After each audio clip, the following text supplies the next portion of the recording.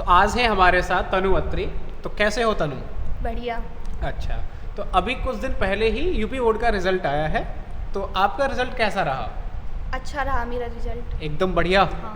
Okay, तो highest marks कौन कौन से सब्जेक्ट में आए आपके? मेरे मैथ में हाईएस्ट है 96 और केमिस्ट्री में 94। अरे वाह, बहुत बहुत बधाई हो आपको, इतने अच्छे नंबर लेके आए हैं आप। अच्छा, तो ये बताओ, जैसे आपके मैथ्स में 96 मार्क्स आए हैं और केमिस्ट्री में 94 है, तो सिंपल सी बात है, आपने बहुत अच्छे से इनकी तैयारी की होगी और बहुत सारे आपने अनुभव देखे होंगे कि किस तरीके से हमें बोर्ड एग्ज़ाम की तैयारी करनी चाहिए, क्या क्या पॉइंट अच्छे होते हैं जिनको हमें याद रखना चाहिए। तो आपने क्या स्ट्रेटजी यूज़ की जिससे कि इतने अच्छे आपके मार्क्स आए? थोड़ा सा उसके बारे में बताओ। पहले तो जो स्कूल में और कॉलेज में और कोचिंग वगैरह पढ़ाते थे, वो उसके बाद में घर पे जाके रिवीजन किया। ओके। और पीवाईक्यू लगाए, चैप्टर वाइज पीवाईक्यू लगाते थे। और आप जो सीट देते थे उस सीट को सॉल्व करते थे और जो डाउट आते थे आपसे पूछते थे। ओके ओके, मतलब मेन पॉइंट यही है कि जो पढ़ाया जा रहा है उसका रिवाइज ज़रूरी है, रिवीजन करते रहो अच्छे से। जितना हम रिवीजन करते रहेंगे वो बहुत ज़्यादा ज़रूरी है। उसके बाद में शीट्स क्वेश्चन की प्रैक्टिस करना बहुत ज़रूरी होता है। पीवाईक्यूज़ वगैरह आपने बहुत अच्छे से लगाए, बहुत अच्छी बात है जी। बताओ, आप जो है कहाँ से बिलोंग करते हो? थोड़ा सा इंट्रोडक्शन। मैं हरसुकी नगलिया से बिलोंग करती हूँ। अच्छा, नगलिया से ही, अलीगढ़ डिस्ट्रिक्ट में जो पड़ता है। बहुत बढ़िया। आपके पिताजी क्या करते हैं? मेरे पिताजी डॉक्टर हैं। ओके, बहुत बढ़िया। ठीक है तनु, तो इतने अच्छे नंबर आए हैं तो घर वाले भी खुशी होंगे? हाँ, सब खुश अच्छा, हैं। सब बढ़िया एकदम, घर पे एकदम सब बढ़िया। ठीक है, तो ये बताओ थोड़ा सा कि जैसे आपने अगर पढ़ाई की है तो एक बच्चों के माइंड में पॉइंट होता है कि टाइम टेबल बनाया जाए या नहीं बनाया जाए। तो आपने टाइम टेबल के अकॉर्डिंग ही पढ़ाई की थी कि जैसे फिक्स कर लेते हैं ना हम लोग कि स्कूल से जाने के बाद या कोचिंग के जाने के बाद में 2 घंटे हमें मैथ्स पढ़ना है या 1 घंटे मुझे फिजिक्स पढ़ना है या इंग्लिश, जो भी है, तो टाइम टेबल फॉलो किया था नहीं किया था? हाँ, थोड़ा बहुत होता था, डिपेंड करता है कि मतलब फॉलो करें तो टाइम टेबल बनाना चाहिए। हाँ हाँ। अब मेरे पे होता नहीं था तो मैंने टाइम टेबल बनाए नहीं। जो मेरे को सब्जेक्ट वीक लगता था उसी के अकॉर्डिंग मैं सब्जेक्ट को पढ़ती थी। ओके ओके, ठीक है। ये वैसे ज़्यादातर बच्चों का यही होता है कि टाइम टेबल तो बना भी लेते हैं तो फॉलो होता नहीं है जनरली। तो इसीलिए जितना भी टाइम मिल रहा है अपना बेस्ट देते रहो, उसी से हो जाता है। ठीक है। अच्छा, रिवीजन जैसे आपने मैथ्स का किया, तो मैथ्स की प्रैक्टिस किस तरीके से तुमने की थी?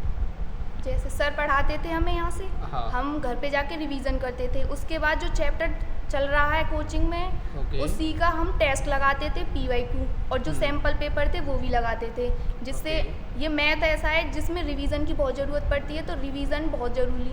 और जो मेरे चैप्टर रह जाते थे मैं संडे के लिए एक्स्ट्रा टाइम देती थी। ओके ओके, जैसे डाउट्स वगैरह अगर होते थे तो उन्हें किस तरीके से क्लियर करते थे? एक्स्ट्रा क्लासेस चलती थी हमारी, तो उसमें हमारे सारे डाउट क्लियर होते थे। ठीक है ठीक है। तो मेनली यही है कि रिवीजन करते रहो, प्रैक्टिस करते रहो। जितना ज़्यादा प्रैक्टिस करोगे आप मैथ्स की, उतने ही अच्छे आप जो है नंबर लेके आ सकते हो। तो मैथ्स में प्रैक्टिस करना बहुत ज़रूरी है। ठीक है। घर पे जाके जैसे सेल्फ स्टडी आप लगभग कितने घंटे करते थे, कोई आइडिया? मैं 5 से 6 घंटे स्टडी करती थी, सेल्फ स्टडी। 5 से 6 घंटे खुद से आप जो है लगातार पढ़ते हो? अच्छा, जैसे कुछ बच्चे ऐसा बोलते हैं कि हम जो है 18-18 घंटे पढ़ते हैं, कि 16-16 घंटे हमने पढ़ाई की है, कि 15-15 घंटे पढ़ाई की है। बहुत सारे बोर्ड टॉपर भी इस तरीके की बातें करते हैं। क्या तुम्हें ऐसा लगता है कि कोई बच्चा 18 घंटे पढ़ सकता है? अब उसका माइंड सेटअप ऐसा होगा कि 18 घंटे पढ़ के वो टॉप करे। लेकिन हमारा ऐसा है कि हमें 5 से 6 घंटे में इतना कवर करते हैं। 5 से 6 घंटे में सफिशिएंट सब कवर हो जाता है। कवर हो गया था। ओके, ठीक है। मेन चीज़ यही है कि अगर आप सेल्फ स्टडी 5-6 घंटे अगर कर रहे हो बोर्ड एग्ज़ाम के लिए, आप अच्छा कर लोगे, है ना, नो डाउट। अगर और अच्छी लेवल की तैयारी करनी है, जैसे नीट की तैयारी कर रहे हो या IIT एडवांस की तैयारी कर रहे हो, तो उसके लिए आपको सेल्फ स्टडी का टाइम थोड़ा और बढ़ाना पड़ेगा। लगभग 9-10 घंटे तो आपको सेल्फ स्टडी करनी ही होगी, तब जाके आप जो है अच्छा स्कोर उस पर कर सकते हो। या और किसी कॉम्पिटिटिव एग्ज़ाम की तैयारी अगर आप कर रहे हो, CGL वगैरह है, UPSC है, तो उनमें जो है आपको 10-11 घंटे 12 घंटे तक जो है सेल्फ स्टडी करनी पड़ती है, तब जाके जो है करते हैं। मेरे हिसाब से ये कहना कि हम 18-18 घंटे पढ़ाई कर देते, तो वो जो है ऐसे ही शायद वो बोल देते हैं, जब वो टॉप कर जाते हैं तो जो मन में आ जाता है उनके वही चीज़ बोल जाते हैं। लेकिन ऐसा शायद मेरे हिसाब से ऐसा तो पॉसिबल नहीं होता है कि कोई बच्चा 18 घंटे खुद से लगातार सेल्फ स्टडी कर ले, क्योंकि बहुत सारी चीज़ें 18 घंटे अगर आप पढ़ रहे हो तो फिर सोना कितने घंटे का है, खाना है, पीना है, बहुत सारी चीज़ें होती हैं ना, तो उनके लिए आप फिर कब टाइम निकालते हो, और सोना भी बहुत ज़रूरी होता है। अच्छा, आप जैसे पढ़ाई के साथ साथ जब आप पढ़ रहे थे तो कितने घंटे सोते थे, थोड़ा सा आइडिया? 8 घंटे मिनिमम। 8 घंटे आप जो है मैक्सिमम। मैक्सिमम 8 घंटे, और मिनिमम मिनिमम 6। 6 से 8 घंटे के बीच में जो है सोना चाहिए। ठीक है, बिल्कुल सही है। कुछ बच्चों के अंदर ये, जैसे कोई मोटिवेशन वीडियो देख लेते हैं ना, तो कुछ बच्चे इस तरीके से हो जाते हैं कि भाई अब तो मुझे बस पढ़ना ही पढ़ना है, तो वो जो है 4 घंटे सोना स्टार्ट कर देते हैं या 5 घंटे, तो उससे आपके कहीं ना कहीं दिक्कतें आएंगी आगे चल के। तो सोने में कोई भी कॉम्प्रोमाइज़ नहीं होना चाहिए, क्योंकि माइंड को रिलैक्स होना भी बहुत ज़रूरी है। माइंड आपका तभी वर्क अच्छे से करेगा जब आप प्रॉपर नींद ले रहे हो। तो कम से कम 7 घंटे तो सोना चाहिए ही, हर बच्चे को 7 घंटे सोना चाहिए, क्योंकि नींद बहुत ज़रूरी होती है हमारे लिए। ठीक है, तो आप बिल्कुल सही है, 6 से 8 घंटे आप जो है कंटिन्यू मतलब सोते थे, बढ़िया है। नेक्स्ट, कोई मैथ्स के लिए या फिजिक्स के लिए कोई रेफरेंस बुक आपने यूज़ की थी? चित्रा की मैंने सैम्पल पेपर ही लगाए थे। अच्छा, सैम्पल पेपर आपने यूज़ किए हैं, रेफरेंस बुक अलग से नहीं किया। अभी शीट्स वगैरह जो हमारी कोचिंग से मिली थी आपने, शीट्स DPP, वो आपने पूरे जो है किए। ओके, PYQs जो आपने किए हैं, लगभग कितनी साल पुराने तक के PYQs अटेम्प्ट किए आपने? सन 2016 से। 16 से अब तक? हाँ। जो 23 तक के 23 थे, तक के। 16 से 23 तक के PYQs किए हैं, और उसी से जो है आप इतना अच्छा स्कोर कर पाए हो, बहुत बढ़िया। ठीक है, फिजिक्स, केमिस्ट्री, मैथ्स और भी सब्जेक्ट होते हैं जैसे हिंदी है, इंग्लिश है, इन 5 सब्जेक्ट में से आपको सबसे टफ सब्जेक्ट कौन सा लगा था? फिजिक्स। फिजिक्स लगा है। ओके, फिजिक्स में ऐसी क्या दिक्कत रही कि वो आपको थोड़ा सा टफ लगा है? एक तो डेरिवेशन वो होते हैं, हाँ, और फिर न्यूमेरिकल। हाँ, इतनी बार कर लेते हैं, फिर भी कुछ देखते हैं तो हार्ड लगते हैं। ओके, कितने ओके। भी PYQ लगा लिए, फिर भी उसमें हाँ। कुछ ना कुछ डिफिकल्ट लगता ही रहा। लगता है। ठीक है, तो फिजिक्स का, हाँ, ये एक वो है थोड़ा सा, फिजिक्स सब्जेक्ट ही ऐसा है कि उसमें थ्योरी भी है, कंसेप्चुअल चीज़ें भी हैं, डेरिवेशंस भी चलते रहते हैं, और फिर न्यूमेरिकल्स भी हर एक चैप्टर में बनते हैं। ऐसा नहीं है कि किसी किसी चैप्टर में ही न्यूमेरिकल्स आ गए। तो फिजिक्स जो सब चीज़ों का कॉम्बिनेशन है। मैथ्स में तो ये है कि क्वेश्चन चलते रहते हैं, क्वेश्चन बना लीजिए आप जो है, लेकिन फिजिक्स में सारी चीज़ों को देखना पड़ता है। फिर डेरिवेशंस भी, बहुत सारे डेरिवेशंस तो बड़े बड़े होते हैं, तो शायद आपको इसलिए फिजिक्स थोड़ा टफ लगा हो। चलो कोई बात नहीं है, ठीक है। लेकिन जितना अच्छे से हम उसे, किसी भी टफ़ वाले सब्जेक्ट को जितना अच्छे से अगर हम फोकस करते जाएँ, मेहनत करते जाएँ, तो वो जो है फिर आसान भी लगेगा। और लगातार अगर हम रिवीजन करते जा रहे हैं, कोई भी टीचर पढ़ा रहा है, अगर क्लास में हम कंसंट्रेशन के साथ में हैं और फिर रिवाइज़ कर रहे हैं चीज़ों को, घर पे जाके ध्यान से पढ़ रहे हैं, रिवीजन कर रहे हैं, तो चीज़ें थोड़ी देर में, कुछ समय बाद में उनमें मज़ा आना स्टार्ट हो जाता है, और फिर आपको सब्जेक्ट अच्छा भी लगने लगेगा। ठीक है, ओके। नेक्स्ट है कि 11th-12th में जब बच्चे आते हैं तो बहुत सारे डिस्ट्रक्शंस होते हैं उन्हें, तो किस तरह के डिस्ट्रक्शंस तुम्हें हुए, या किस तरीके से उन्हें डिस्ट्रक्शंस को आपने डील किया, थोड़ा सा उसके बारे में आइडिया। जैसे मोबाइल फ़ोन वगैरह जो होता है, या एक तो सोशल मीडिया से मैं बिल्कुल भी सोशल मीडिया फ़ोन वगैरह तो यूज़ ही नहीं करते। ओके। और 11th-12th में ऐसे कहते हैं कि 11th को बच्चे ड्रॉप करते हैं बिल्कुल, स्कूल में एडमिशन ले लेते हैं, जाते नहीं हैं, और नहीं कोचिंग लगाते हैं, ऐसे बोलते हैं कि हो जाएगा जो होता है 12th करेंगे।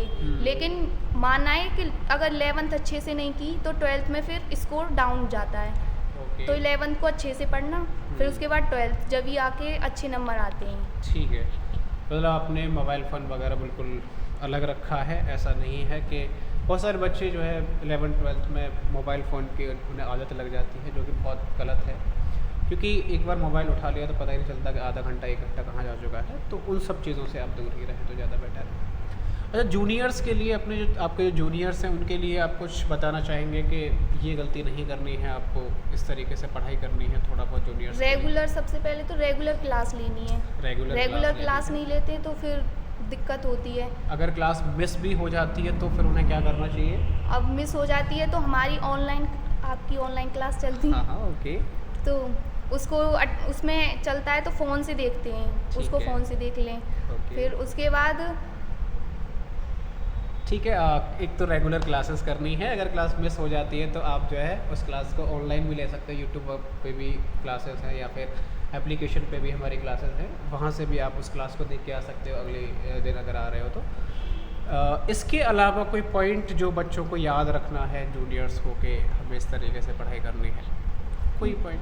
मतलब मेन फोकस होना चाहिए 11th में ही फोकस बनना चाहिए कि 12th में इतने नंबर हैं, तभी जाके हम उसको अचीव कर पाएंगे। 11th को हल्के में ना लें, है ना, 11th को बिल्कुल भी हल्के में नहीं लेना है, क्योंकि बहुत सारे बच्चे 11th को ऐसे ही हल्के में ले लेते हैं क्योंकि बोर्ड के एग्ज़ाम तो होने नहीं वाले हैं। और फिजिक्स, केमिस्ट्री और मैथ्स के बहुत सारे बेसिक जो चीज़ें हैं वो 11th में ही पढ़ाई जाती हैं, और उन सभी का जो यूज़ होता है वो 12th में आता है। पर अगर आपने 11th में नहीं पढ़ा है, बिल्कुल भी नहीं पढ़ा है, तो 12th में अगर आप डायरेक्टली आ रहे हो तो फिर ये समझ लीजिए आपको प्रॉब्लम आने वाली है। इसीलिए 11th क्लास को भी आपको अच्छे से पढ़ना है, ठीक है, तभी आप 12th क्लास में अच्छे से पूरा बेस्ट कर सकते हो। अच्छा, यहाँ पे आप डायमंड एकेडमी में कौन सी क्लास से पढ़ रहे हो, थोड़ा सा? 10th क्लास से पढ़ रहे हैं। ओके, 10th में भी आपने ज्वाइन किया था, 11th में भी आप 11th और जो है 12th बिल्कुल रहे हो, और 12th में भी रहे हो। तीनों साल आपने लगातार ऑफलाइन क्लासेस यहाँ पर ज्वाइन की हैं। 10th में भी आपका स्कोर सही रहा था, आई थिंक, मुझे याद आ रहा है, क्योंकि 10th में भी मैंने प्राइज़ दिया था, ट्रॉफी दी थी, है ना, आपको यहाँ से मिली थी। 10th में लगभग कितना % रहा था? सेम स्कोर में थे। सेम ही स्कोर रहा। मैथ्स में कितना था? मैथ में 89 नंबर थे। 89 मैथ्स में थे, और साइंस में अप्रोक्सीमेट? साइंस में ज़्यादा? 87 साइंस में थे। ठीक है, 10th का भी आपका अच्छा ही रिजल्ट रहा है, बहुत बढ़िया। तो 10th में भी अच्छा रहा, 12th में भी अच्छा रहा, बहुत अच्छी बात है। इसी तरीके से मेहनत करते रहिए। आगे अब आप 12th के बाद क्या करना चाह रहे हो? SSC CGL की तैयारी करके ऑफिसर बनना चाहते ओके, हैं। CGL की तैयारी करोगे, बहुत बढ़िया, ठीक है। अब उम्मीद करते हैं, कामना करते हैं कि अच्छे से आप मेहनत करो, है ना, और आप एक बहुत अच्छे ऑफिसर बनो। अच्छी बात है, ठीक है, अच्छा ड्रीम है आपका, ठीक है।